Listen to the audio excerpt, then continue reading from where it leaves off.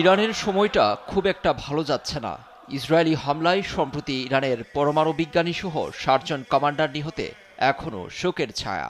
নিহত ইসলামিক বিপ্লবী গার্ড আইআরজিসির সাবেক কমান্ডার হুসেইন সালামির স্মরণসভায় রাজধানী তেহরানে যোগ দেয় শত শত মানুষ। অংশ নেয় শিশুরাও। আনা হয় সাবেক কমান্ডার সালামির সামরিক পোশাক। শেষবার প্রিয় কমান্ডারের পোশাক ছুঁয়ে কান্নায় ভেঙে পড়েন তারা। এখন তার দায়িত্ব পেয়েছেন আব্দুল রাহিম মুসাভি। মঞ্চে দাঁড়িয়ে ইসরায়েল যুক্তরাষ্ট্রের বিরুদ্ধে দিয়েছেন হুঁশিয়ারি।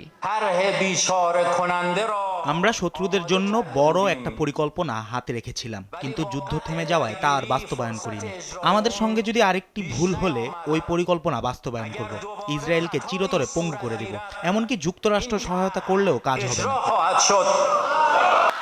হুমকি পাল্টা হুমকির মধ্যে ঘুরে ফিরে সামনে আসছে ইরানের পরমাণু কর্মসূচি।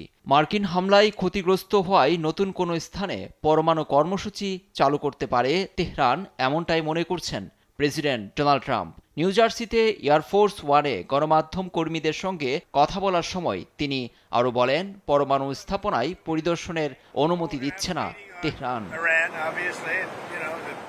ইসরায়েল ইরানের সঙ্গে যুক্তরাষ্ট্রে বৈঠকে বসতে যাচ্ছি আমরা। এটি বিরাট খবর। তাদের কয়েক টুকরো হয়ে যাওয়া পারমাণবিক স্থাপনা অনেক পিছিয়ে গেছে। ইরান অন্য কোথাও নতুন করে তা আবার শুরু করতে পারে, তবে আমরা তা হতে দেব না। তবে তেহরানেই ওয়াশিংটনের সঙ্গে আলোচনায় বসতে চায় উল্লেখ করে ট্রাম্প আরও বলেছেন, শেষ পর্যন্ত খামেনি প্রশাসন বেঁকে বসলে বৈঠক সফল হবে না। লুৎফর কবির, নিউজ ডেস্ক, দেশ টিভি।